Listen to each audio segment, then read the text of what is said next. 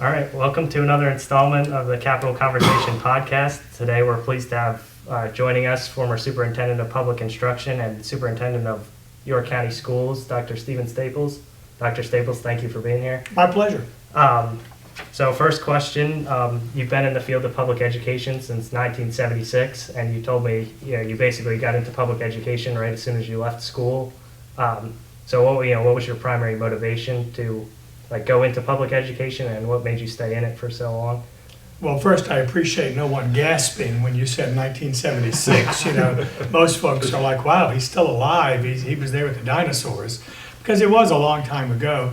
But I was one of those kids that knew I wanted to teach early on, even in third grade. Mm-hmm. I knew that teaching was something that I was interested in, that I enjoyed doing, and I was inspired by one of my own teachers to do that, and then had several others that reinforced it. So that gravitated me to public ed. And when I went to William & Mary, that was my declared intent. I'm going to come out and be a school teacher. And in those days, the state offered grants to motivate people to go into teaching. It's kind of like a cycle. We're back in another shortage again now. Mm-hmm.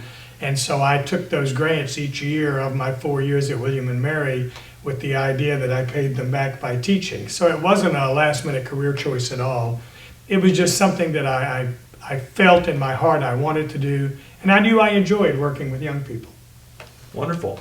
All right, well, early in your career, and one of the first things we saw when we researched you was that you made the news by going toe-to-toe with the Board of Supervisors in York County when you threatened to eliminate middle school athletics entirely over budget cuts. One of the first questions I had, was that sort of a bluff, or were you actually prepared to do that? And can you speak to what was going through your mind when you made that decision? Well, it's a great question, and I remember that time well. I don't really believe you bluff in public policy. I think you're honest with what you intend to do, and you let people know what your priorities are, and then they react. And you can bluff once, but then the next time people are like, well, is he really telling the truth? And I think being honest with people is probably in the long run a better approach. So no, we intended to do it, and I think there's a larger dynamic working. When you look at the way that schools are financed in Virginia, although school boards are independent in their policymaking authority, they're dependent on the local governing body for money. So there's this quasi-dependent relationship that requires some jockeying of position. So technically, if you look at the way the authority is granted, the Board of Supervisors or City Council can't tell the school board how to spend money, but they can tell them how much money they have to spend. The school board can't determine how much money they get, but they can decide how they spend it. Well, that looks great on paper, but in the reality of public policy, there's some give and take. So at that time, the Board of Supervisors in York County had some ideas about places they thought we could reduce spending. And so their intent was, well, we'll give you funding that drives you or requires you to reduce those areas. And what the school board and I wanted to clearly communicate to them was we didn't agree with those priorities. Therefore, if this is the level of funding you give, here's what we're going to do. And it may not be what you intended for us to do, but it's what we're going to do, and then you can decide if you fund us at that level or not. And so certainly there was some give and take. And ultimately, it ended up resolving itself, and we didn't eliminate middle school athletics. It was not our intent or desire to do so, but we were ready to do so if that funding came in at that level. So what did they want you to, in their minds, what was going to be cut that they thought they could spend money and spend it elsewhere? They always felt like we had too many administrators, and that's a very common theme among funding sources. They look and they say, wow, you've got all these administrators, and despite the comparisons we showed them and the ratios we showed them, they still felt like there were cuts that could be done there. And they never felt strongly that teacher salaries were an issue. They felt like York County was kind of such an attractive place to come that people would come and work there for significantly less than surrounding divisions.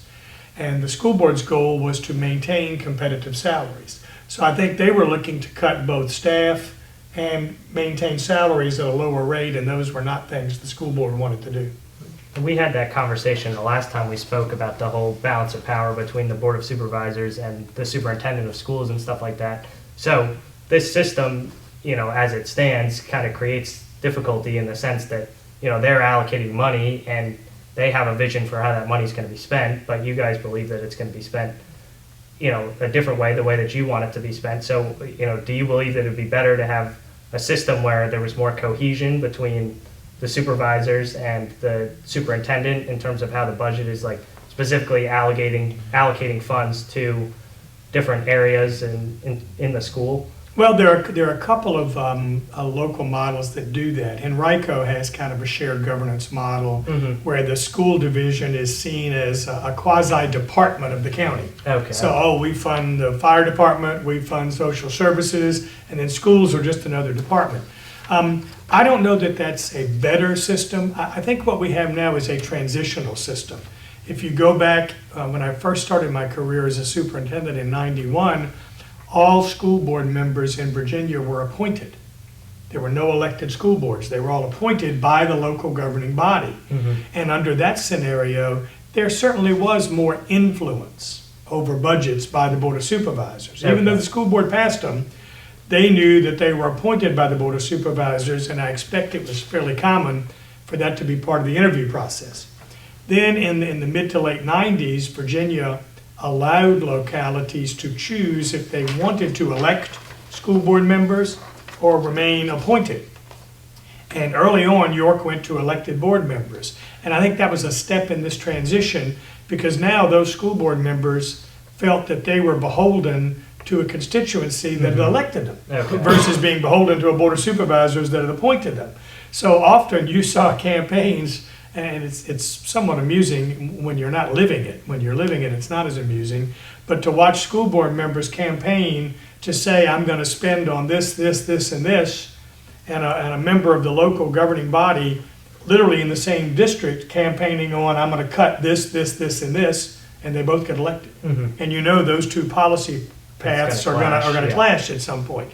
So I think we're in a transition now where we're trying to kind of figure out, how does it work to have directly elected school board members who are still physically dependent on their local governing bodies.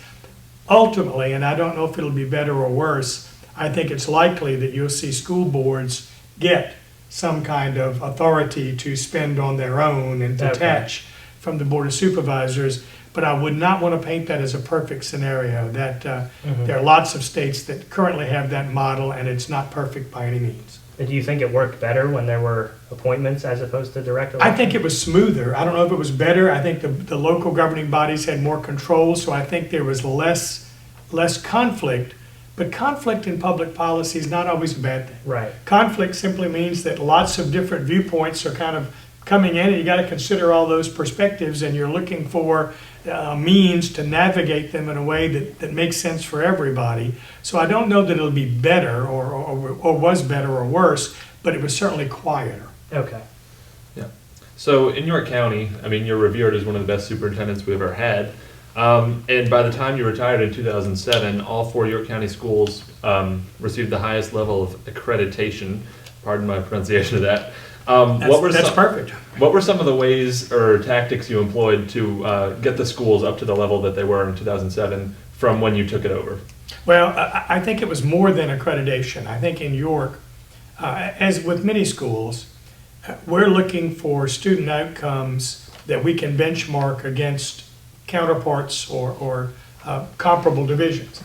And I think in York we said, look, we're going to be accredited. There's going to be no discussion. This is what we're going to do. We're going to focus on making sure that the SOLs are part of our curriculum and that they're taught effectively and deeply enough so that our kids are prepared. But I don't think that was the goal.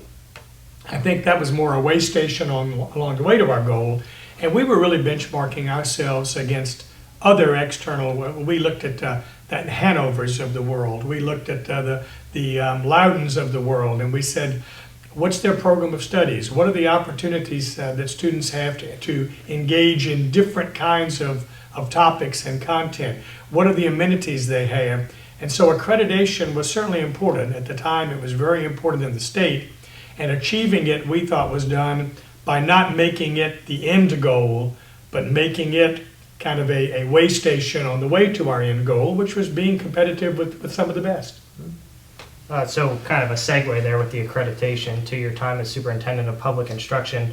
One of the last projects that you undertook before you retired was to pass that new school accreditation system that does more than just recording whether students are passing or failing their SATs. In considering the school's accreditation, it specifically said that they wanted to consider things like students' growth, attendance records, gaps in performance based on diversity, and then dropout rates. So, was part of your time as superintendent in York County influential upon that in terms of how you viewed the accreditation system for those schools?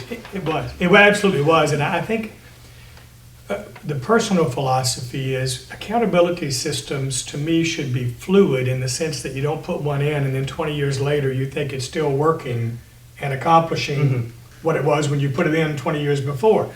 When the state accountability system changed in the mid-90s, I was superintendent in York, and the intent, and I was actually involved in some of the discussions, the intent was to provide an external measure that was consistent across all school divisions. Because at the time it was hard to say, well, does a graduate in Bath County have the same background as a graduate in Bedford or Botetourt? So the notion was, how do we create a consistent platform to look across the state at student outcomes in different schools and different school divisions? So that's what rolled out in the 90s. After that, No Child Left Behind comes along. Right. Because what folks in many states don't realize is Virginia had a state accountability system long before No Child Left Behind required one. So when I became state superintendent in 2014, we had 2 decades of experience. That our state accountability system had been in place since 1995. And we could say, what is it accomplished and what holes are left? Because again, accountability systems ought to move with what your intent is, what problems you're trying to solve. Well, we no longer were worried about continuity. We had SOLs that were taught fairly uniformly around the state, a little too uniformly if the truth is known, and we had testing that gave us outcomes that we could compare. So continuity was no longer the goal. So once I got to the state in 2014, we said, well, here's what the accountability system does and what it does well. What doesn't it do well? And school divisions in York, and my time in York, were a good reminder that what it doesn't do well is push high achieving school divisions. Because the goal was, well, 70% of your students pass or 75% of your students pass. Well, in York, we were in the low to middle 90s. So 70 was not a threshold that drove us to do anything. It didn't motivate us. So we looked for things to say, well, let's look at those high-performing school divisions and see what they're not doing well and how might this accountability system push in those areas to drive them to get better too. We also looked at the fact that all school divisions don't start in the same place. For some schools, achieving a 70% pass rate is a pretty big reach. The kids that they've got coming in may not be as well prepared, may not have been as exposed to as rich a background, and so getting to 70% is going to be a struggle, where others, there were schools, when I went around the state, and they said, oh, we could pass the SOL test the first day of school. So we were looking for a way to kind of create a more equitable system. That was the growth piece. And to create a system that drove all school divisions to get better, and that was the looking for the gaps. Because what we found when we looked at state data was some of our highest achieving school districts had some of our biggest gaps.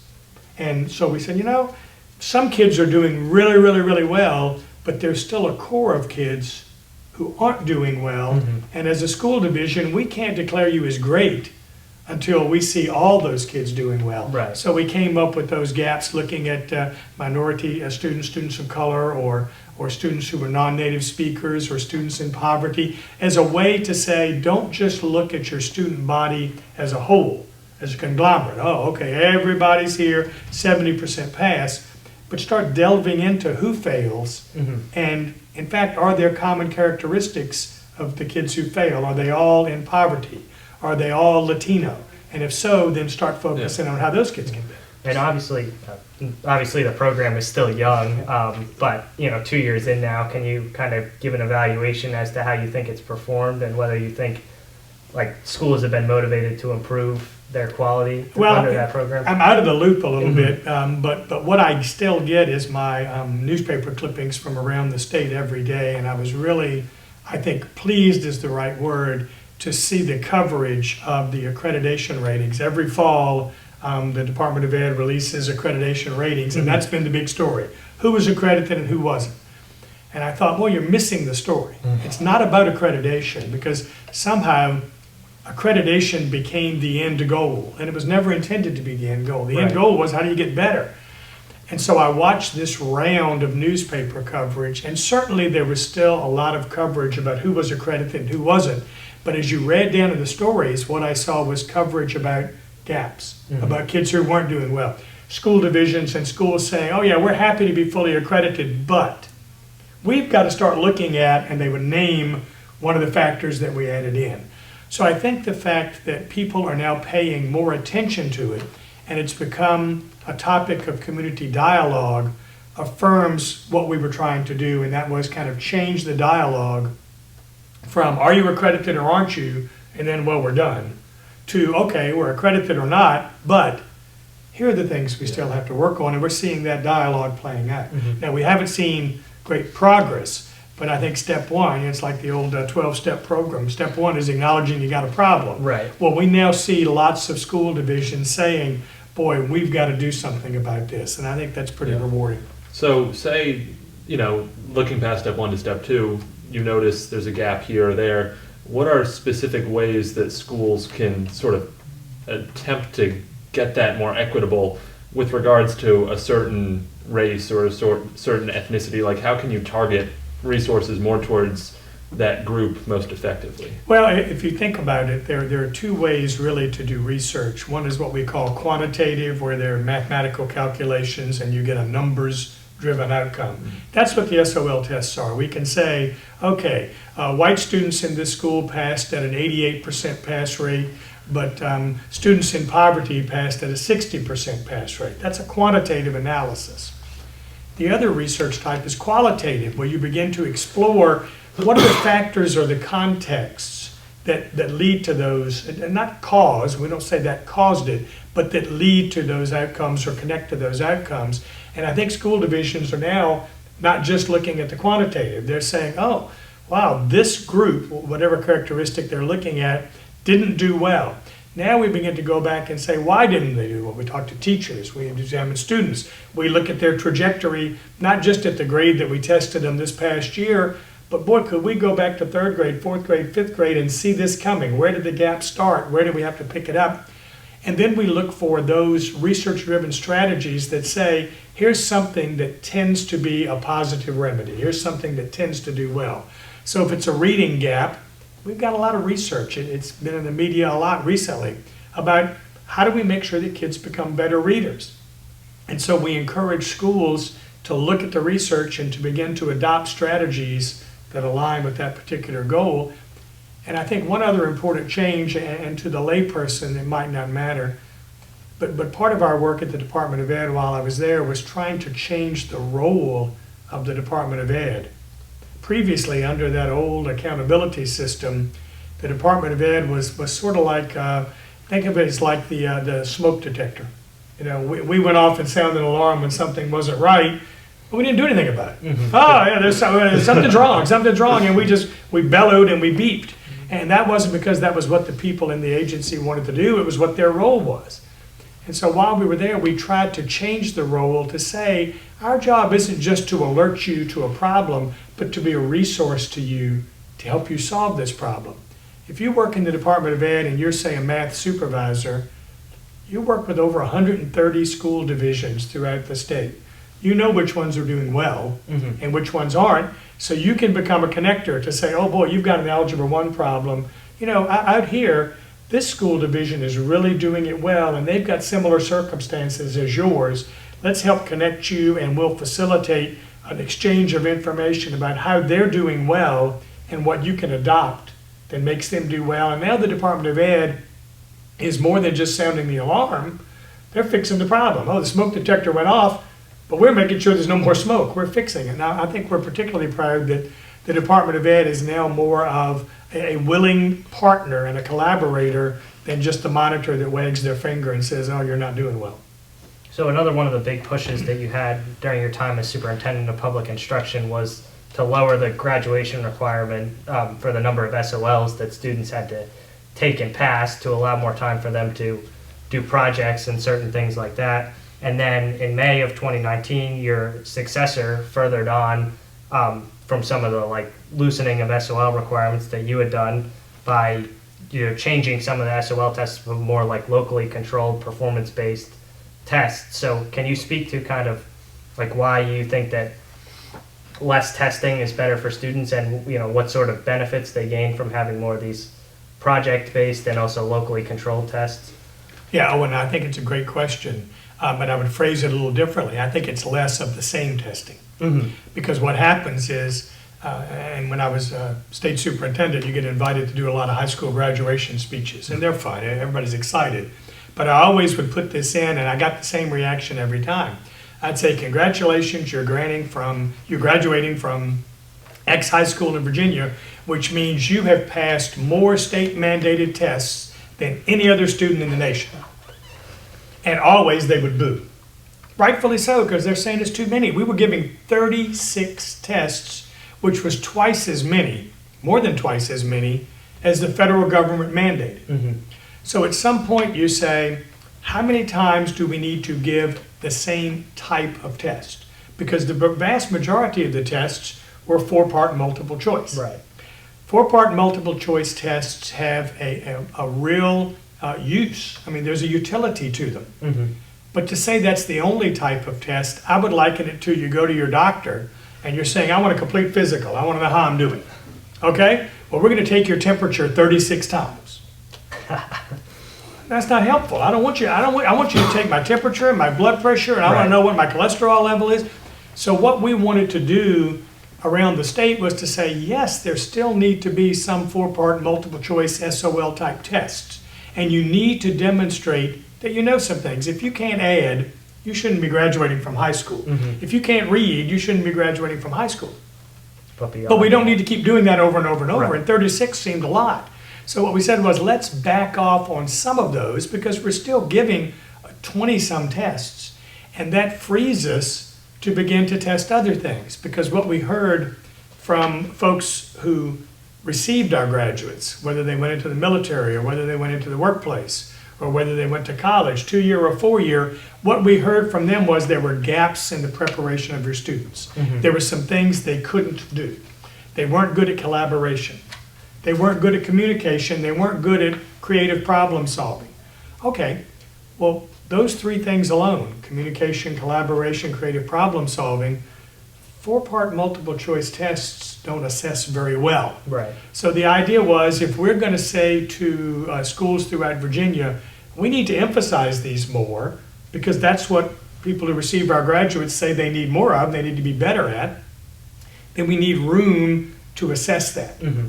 Because we don't want to go back to a time where we couldn't say, well, are the kids in Bath getting it as well as the kids in Bedford? We still needed to be able to compare for continuity. So the idea of reducing the number of SOL tests was simply to create space for other kinds of assessments. Not just tests, but assessments, so that we could really get a broader assessment of how our kids were doing. Mm-hmm. And you mentioned one with the project assessments. Right. Those were one important one, but not the only one.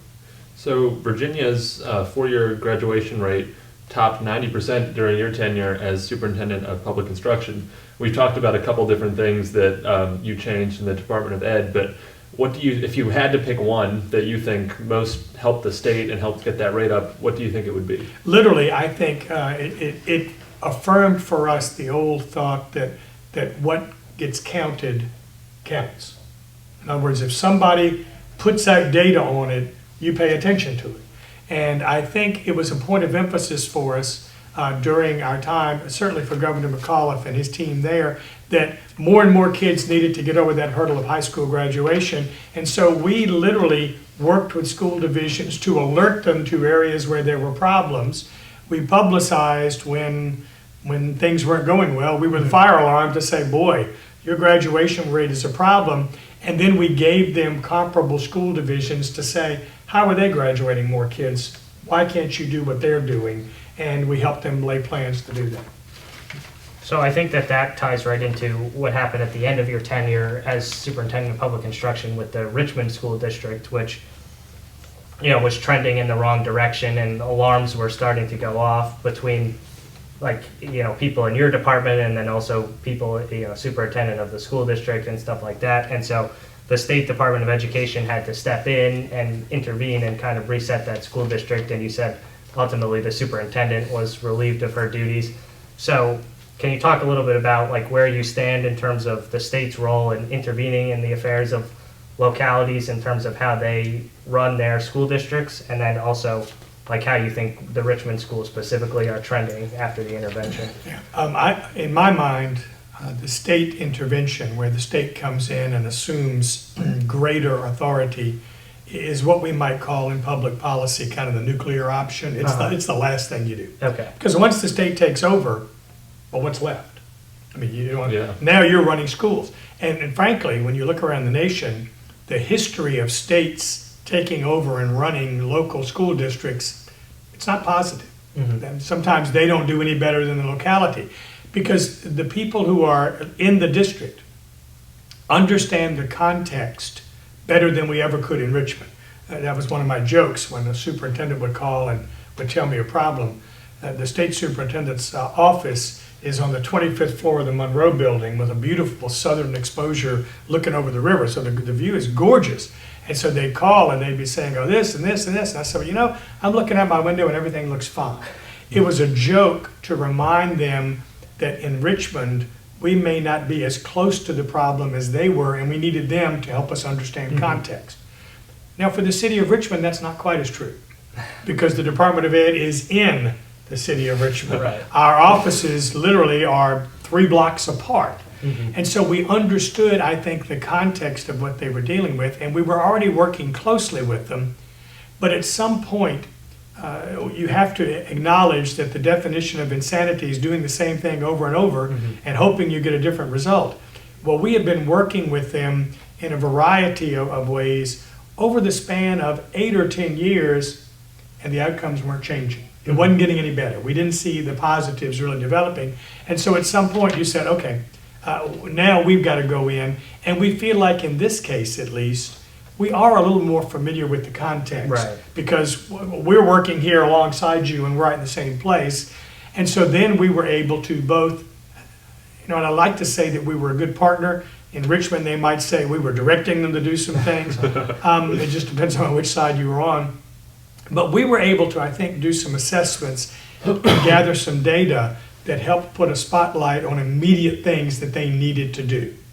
Well, in the course of things, the school board decided that the sitting superintendent wasn't the one to do that, and they parted ways and brought in a new superintendent who I was welcoming as I was going out. And certainly that transition has created its own gaps and problems. But I think we're beginning to see Richmond at least coalesce around some of those early things that the Department of Ed said, you need to do these things, and then we'll take the next steps. And so I think it was overall, the initial interaction was positive. Whether or not it's really going to drive different outcomes, I'm not sure. I don't know that I could say we have evidence of that quite yet, but it's promising. Yeah. So you're one of like a few individuals who has experienced both at the local level and the state level in education. So to what extent do you think localities can sort of tweak the curriculum to appeal more to the students that go to that school, as opposed to having sort of a clinical, just statewide curriculum that everybody follows? And I mean, I assume most people can acknowledge that it should be varied somewhat from place to place, but you know, how far can you go before you just start teaching kids in one area something different than the other area, and how do those work together? I think that's a problem that we confronted while I was there at the Department of Ed, because as I go back to the 90s, the intent of the standards of learning, the SOLs, were intended to be the basic core of the curriculum, but there was supposed to be a lot of space left for localities to do some customization, to say, okay, you know, the basic core of the curriculum isn't going to take all 180 days, all 10 months, and you'll be able to do some other things. and we kind of had SOL creep. We just kept adding. You know, at one point, Algebra 1 had 22 different core objectives. And I thought, wow, that seems like a lot of objectives. Yeah. And all of a sudden, Algebra 1 wasn't the basics of Algebra 1. It was a college prep, full-blown, anything you need to know in Algebra 1, and we've put in here. And so I think we moved from SOLs being a piece of the curriculum with the locals flavoring it to SOLs becoming the curriculum, and teachers saying, well, that's all I have time to do. All I can do is teach to the SOLs. And I think it goes back to, and I know we're limited in time, but I'll tell you what I think our problem is. When we sit down to revise the SOLs, and I went through several of these at the state, we bring in everybody who has an interest in that subject area. So let's say we're going to revise chemistry. We bring in anybody, we bring in chemists and professors of chemistry and chemistry teachers and people who major in chemistry, plants that use chemistry. And we say, okay, come in. What do students need to know about chemistry? And they dump all this on the table, and basically what they say is everything. Yeah. They need to know everything about chemistry. And if that becomes our SOLs, we're way past it being the basic. And now we're in, you need to know everything there is to know about chemistry. I'm not convinced we need to know everything there is about chemistry unless we're really thinking of majoring in chemistry. So part of our effort was, as we revised the SOLs, to scale back on the number of objectives. And I remember having a knockdown, drag-out discussion with some folks who listed this particular obscure battle of the Revolutionary War and said, you can't teach the Revolutionary War unless you teach this battle. And I said, I'm a history major from the College of William and Mary, and frankly, I've never heard of this battle. So I think you can. I really think you can, because the creep had come too big. So I think the way to give localities an opportunity, because if you think about it, there's a local context that ought to flavor the curriculum.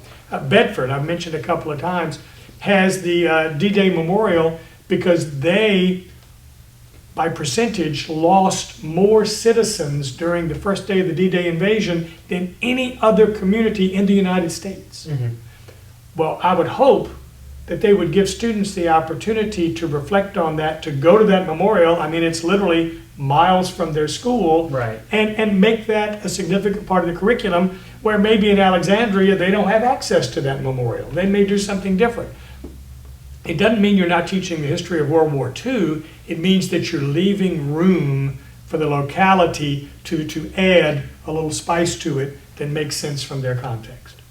So when you were retiring in 2017, you stated in an interview that the two most pressing issues to state public schools are with diversifying the workforce and with trying to counter the rising teacher shortage problems.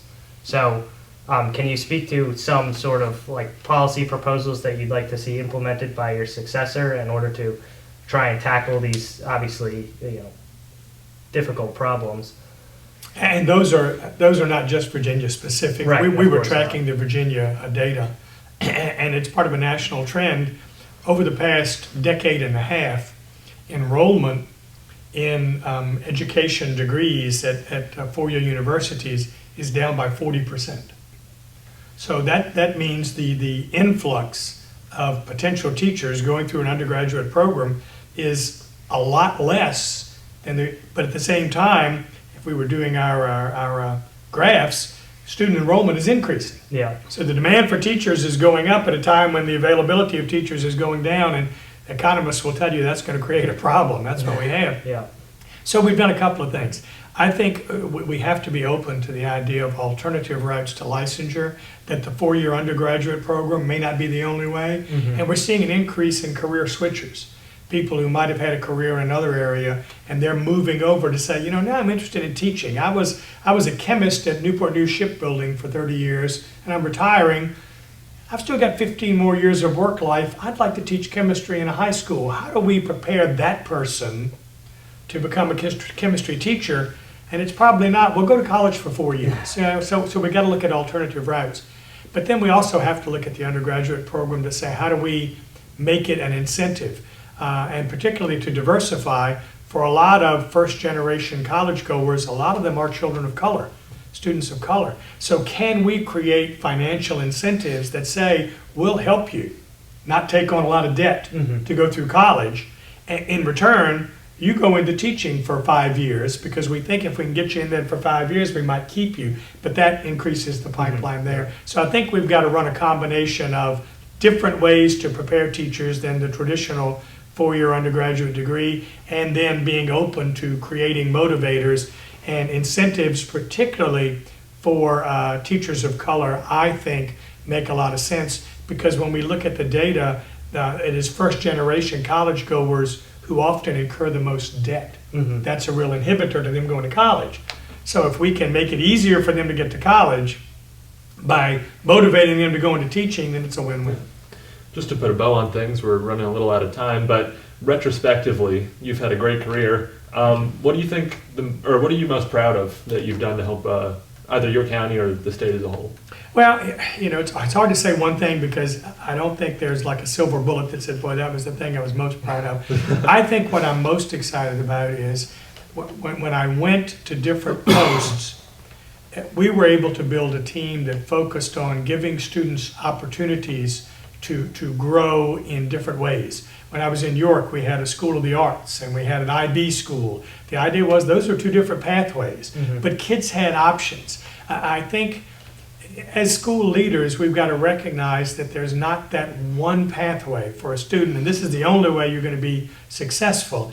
And I think throughout my career, I've worked to make sure that we honored and validated multiple pathways. Whether a student is choosing kind of a blue-collar, traditional blue-collar career path to say, I'm really interested in going into heating, ventilation, air conditioning, well, frankly, that's a great career path. We ought to honor and validate that and make that a good path for you, as much as we do the student who says, I'm interested in going to West Point and having a military career, or I'm interested in going to Harvard and being a lawyer.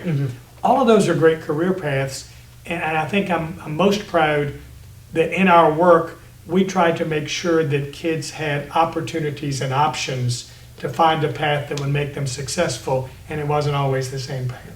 Well, thank you so much for joining us today, Dr. Staples. I think Owen and I enjoyed the conversation, got a lot done, so thank you for coming on. It was my pleasure. I commend you for doing projects like this. What you're doing right here is one of the things we wanted to see all schools do, so I commend you and HRA for getting this done. Thanks for the opportunity. Well, Thank you so much. My pleasure. Until